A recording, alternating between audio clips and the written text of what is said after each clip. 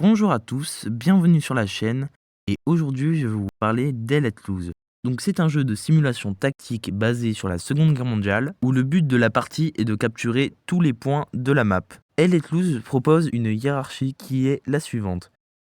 Les joueurs sont divisés en escouades, de 6 pour l'infanterie, de 3 pour les blindés et de 2 joueurs pour la reconnaissance. Nous reviendrons sur leur rôle plus tard. Elles possèdent chacune un officier, généralement appelé SL pour Squad Leader. Les SL dirigent les membres de l'escouade et sont eux-mêmes dirigés par un commandant. Niveau communication, le jeu possède 3 canaux vocaux.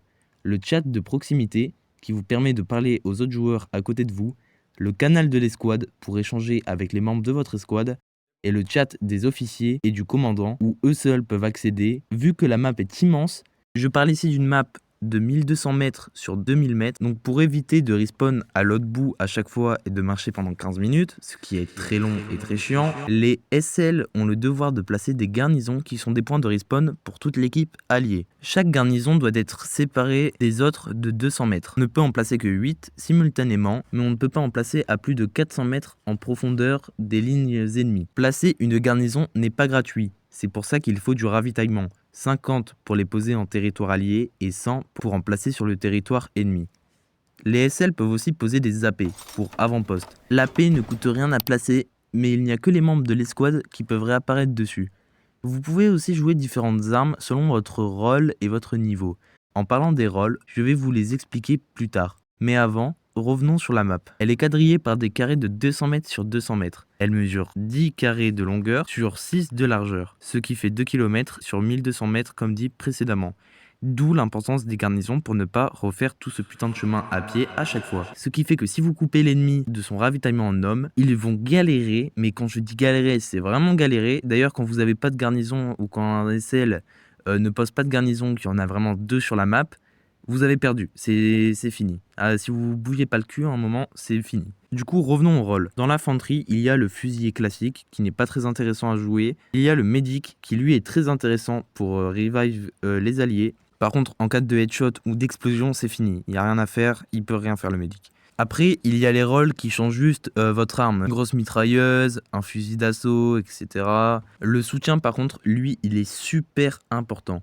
Déjà, parce que du coup, il peut poser 50 de ravitaillement, donc pour placer les garnisons, donc en fait sans lui, il n'y a rien quoi. Après, le commandant peut aussi envoyer du ravitaillement, mais ça c'est avec des ressources du coup. L'anti-char aussi est très important, car face à un char, l'infanterie classique ne peut pas faire grand chose. Il y a un rôle qui possède tous les équipements nécessaires à la destruction d'un char ennemi. Et enfin, l'ingénieur permet de poser ce qu'on appelle les nœuds de ressources, qui permettent de gagner des ressources au fil du temps pour permettre au commandant d'envoyer ravitaillement, bombing ou encore des chars. Ensuite, pour la Roco, il y a un officier classique et un sniper. Eux, leur rôle, c'est d'aller dans les territoires ennemis pour détruire leur garnison, leur artillerie et leurs nœuds de ressources, pour les couper de toute ressource. Donc voilà pour les rôles. Je ne vais pas m'attarder sur les blindés, car ce sont juste des joueurs normaux avec des 2 flingues qui peuvent conduire des chars, c'est tout. Ensuite, parlons de tout ce qui est graphique. Donc, le jeu est très beau, bon, même si c'est pas le meilleur gameplay qu'on ait vu.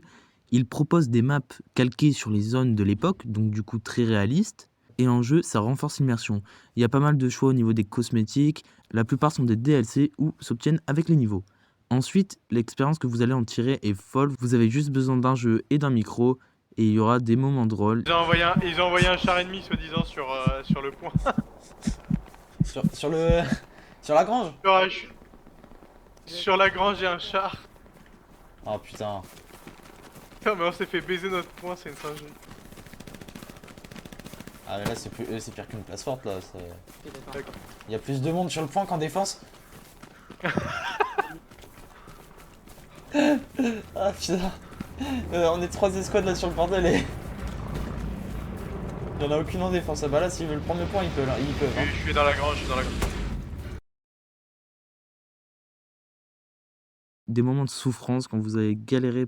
Faut qu'on reprenne le point là du coup parce que là c'est critique là.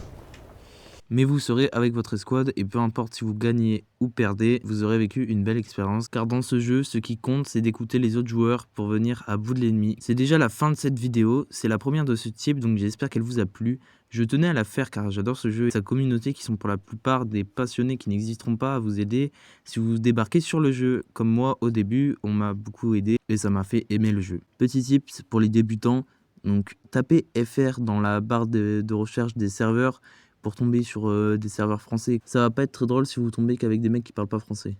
Sur ce, c'était Alex.